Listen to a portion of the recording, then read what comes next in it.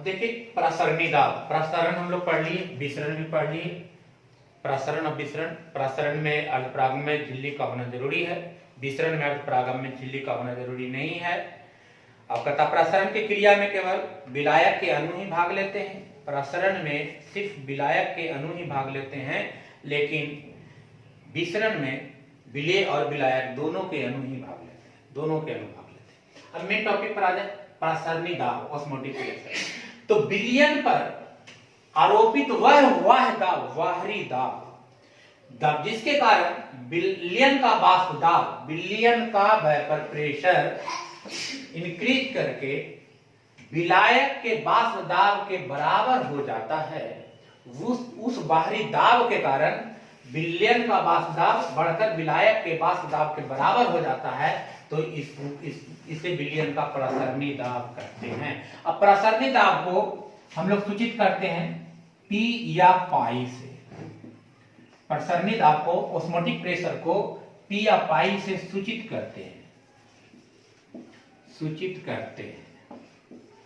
प्रसरणी दाब को कहता कि विलयन पर आरोपित वह दाब, विलयन पर आरोपित वह दाब जिसके कारण विलयन का वाष्प दाब बढ़कर विलायक के वाष्प दाब के बराबर हो जाता है, वो विलयन का प्रसरणी दाब कहलाता है। इस प्रसरणी दाब को हम लोग P से, किसी किताब में देखेगा P से लिखा हुआ है, किसी किताब में देखिएगा पाई से लिखा हुआ है, दोनों P या पाई से निर्देशित करते हैं या सूचित करते हैं।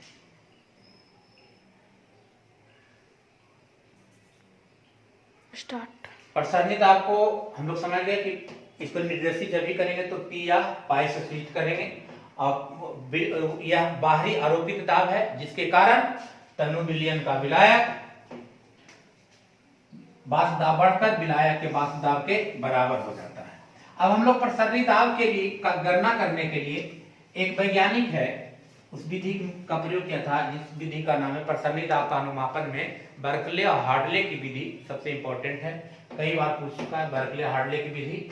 अब हम लोग पढ़ते हैं प्रसरणी दाब के नियम। तो प्रसरणी दाब के नियम में, प्रसरणी के दाब के नियम के बारे में 1887 ईस्वी में वान ठॉप, एक वैज्ञानिक है, वान ठॉप ने इसके बारे में बताया था, जिसे हम लोग उस तनु विलयन का सिद्धांत भी कहते हैं, प्रसरणी दाब का नियम, प्रसरणी दाब का नियम। तो प्रसरणी दाब के 3 नियम है। सबसे पहला नियम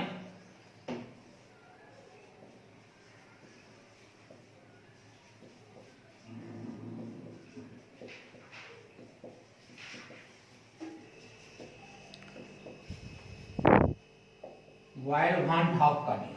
प्रसरणी दाब के 3 नियम है। पहला नियम है वाइल वान ठॉप का नियम। तो कहता है, इस नियम के अनुसार क्या कहता है कि स्थिर ताप पर यदि ताप को कांस्टेंट कर दिया जाए, स्थिर ताप पर तनु विलयन का विलायक विलेय के सांद्रण का समानुपाती होता है। यदि ताप को कांस्टेंट कर दिया जाए, यदि ताप को स्थिर कर दिया जाए, तो उस कंडीशन में विलयन का प्रसरणी दाब जो होता है विलयन के सांद्रण के समानुपाती होती है। यदि ताप को स्थिर कर दिया जाए तो विलयन का प्रसरणी दाब उसके सांद्रण के सीधा समानुपाती होती है। यदि ताप को स्थिर कर दिया जाए तो विलयन का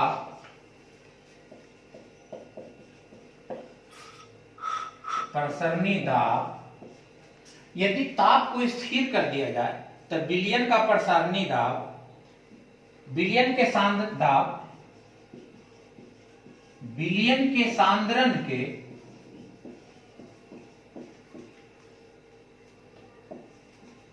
सीधा समानुपाती होती है, समानुपाती होती है। तो प्रसरणी दाब के नियम में वान ठॉप ने बताया था जी, अब इसमें इसमें दो वैज्ञानिक है, एक है वॉयल एक है वान हॉफ। तो उसने कैसे इसको वॉयल वान हॉफ का कहा, इसको हम प्रूव कर रहे हैं। यदि ताप को स्थिर कर दिया जाए यानी कि T इज कांस्टेंट, तो विलयन का जो प्रसरणी दाब को अभी हम बताए हैं कि प्रसरणी दाब को P या पाई से सूचित करते हैं। तो विलयन का प्रसरणी दाब विलयन के सांद्रण के सीधा समानुपाती होता है। तो अर्थात T इज कांस्टेंट यानी कि ताप को स्थिर कर दिया जाए तो T इज कांस्टेंट। तो विलयन का प्रसरणी दाब यानी कि प्रसरणी दाब को हम लोग P से भी सूचित कर सकते हैं, या अब आपकी मर्जी जिससे लेके चलिए। तो विलयन का प्रसरणी दाब यानी कि पाई डायरेक्टली प्रोपोर्शनल टू C सांद्रण के, तो पाई भाई C, जहां हम जानते हैं कि C बराबर होता है N/V। अब इसके जगह पर इसका मान रख दें तो हम लिख सकते हैं कि पाई भागित N/V, पाई भागित N/V। अब जबकि N बराबर अगर हम बंद कर दें तो उस कंडीशन में पाई भागित 1/V, अभी भागित को तोड़ेंगे तो इसके लिए कोई कांस्टेंट का प्रयोग करेंगे, तो यानी कि पाई बराबर K इंटू 1/V, यानी कि पाई इक्वल टू K/V। तो यानी कि पाई V बराबर K इक्वेशन नंबर फर्स्ट, यानी कि यहाँ PV लिख सकते हैं, तब PV बराबर K। अब बताइए PV हम लोग पढ़े थे, PV बराबर K बॉयल्स का नियम। अब उस बॉयल्स के नियम पर आधारित है कि नहीं, तो कहा कि यदि ताप को स्थिर कर दिया जाए तो विलयन का प्रसरणी दाब जो होता है उसके सांद्रण के सीधा समानुपाती होता है। तो T इज कांस्टेंट, तो पाई भागित C, जहां C बराबर हम जानते हैं कि N/V। अगर N बराबर 1 मोल रख दिया जाए तो उस कंडीशन में पाई भागित 1/V हो जाएगा। अभी भागित को हटाएंगे, समानुपात इसको कांस्टेंट को प्रयोग करेंगे, तो अब इस कंडीशन में जो आएगा K, तो जहां K इज कांस्टेंट तो पाई बराबर K/V, V को इधर लेकर चल गया तो पाई V बराबर इक्वेशन के फर्स्ट। अतः देख इस इक्वेशन के आधार से हम कर सकते हैं, ये पाई आपका प्रसरणी दाब, ये है आयतन, ये K है आपका स्थिरांक। तो इस कंडीशन में हम कह सकते हैं कि यदि ताप को स्थिर कर दिया जाए, तब विलयन का प्रसरणी दाब और उसके आयतन के गुणनफल एक स्थिरांक के बराबर होता है। शारीरिक इस कंडीशन से आधार से अगर हम लास्ट में हम देखें कि पाई V बराबर K आता है, इस कंडीशन में इक्वेशन को प्रूव करके, तो इसके आधार से हम एक परिभाषा के रूप में हम निकाल सकते हैं यहाँ से कि यदि ताप को स्थिर रखा तब विलयन का जो प्रसरणी दाब और उसके आयतन जो है ये इसके दोनों के गुणनफल एक स्थिरांक के बराबर होता है। दूसरा नियम चार्ल्स वान हॉफ का नियम, सेकेंड दूसरा नियम। अब दूसरा नियम समझ लीजिए। अब दूसरा नियम कहता है कि यदि सांद्रण को स्थिर कर दिया जाए, सांद्रण को स्थिर रखा जाए, यदि सांद्रण को स्थिर रखा जाए तो विलयन का प्रसरणी दाब परम ताप के समान हो जाए, तो विलयन का प्रसरणी दाब परम ताप के समानुपाती होता है। सेकेंड रूल, प्रसरणी दाब का दूसरा नियम को चार्ल्स वान हॉफ का नियम कहते हैं। तो यदि सांद्रण C कांस्टेंट तो विलयन का प्रसरणी दाब पाई परम ताप T के सीधा समानुपाती होता है, अर्थात पाई भागित T, C इज कांस्टेंट। कब? जब सांद्रण को स्थिर रखा जाए, तब पाई भागित T या पाई बराबर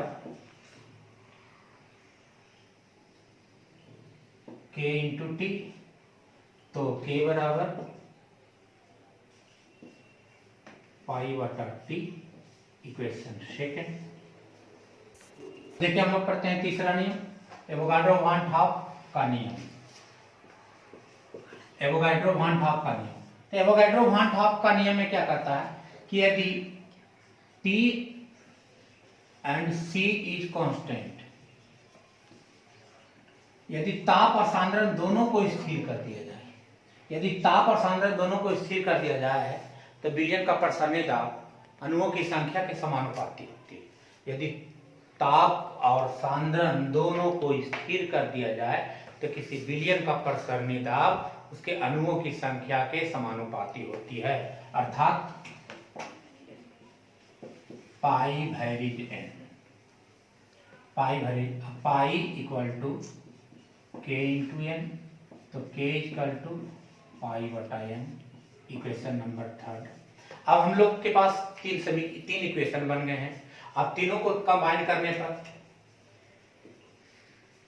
combined equation first, second and third, तो पहला इक्वेशन में हम लोग पढ़े थे पाई भैरिज 1/v, इक्वेशन फर्स्ट, पाई भैरिज t, इक्वेशन सेकंड, और पाई भैरिज n, इक्वेशन थर्ड। अब तीनों को कंबाइन कर देंगे तो पाई भैरिज nt बटा v, अभी इसको भैरिज को हटाएंगे, तो भैरिज को हटाने के बाद कोई कांस्टेंट का प्रयोग करेंगे, तो यानी कि पाई बराबर r n t बटा v, जहां r इज कांस्टेंट, जिसको हम लोग कहते हैं gas constant, r gas constant है। अभी v को इधर लेके चलाएंगे तब पाई v बराबर, तो इसको कंबाइन सरिया के लिखते हैं, तब पाई बराबर n बटा v आर टी। अब हम जानते हैं, वी नो दैट, जानते हैं कि n बटा v बराबर होता है c, तो pi equal to C R T.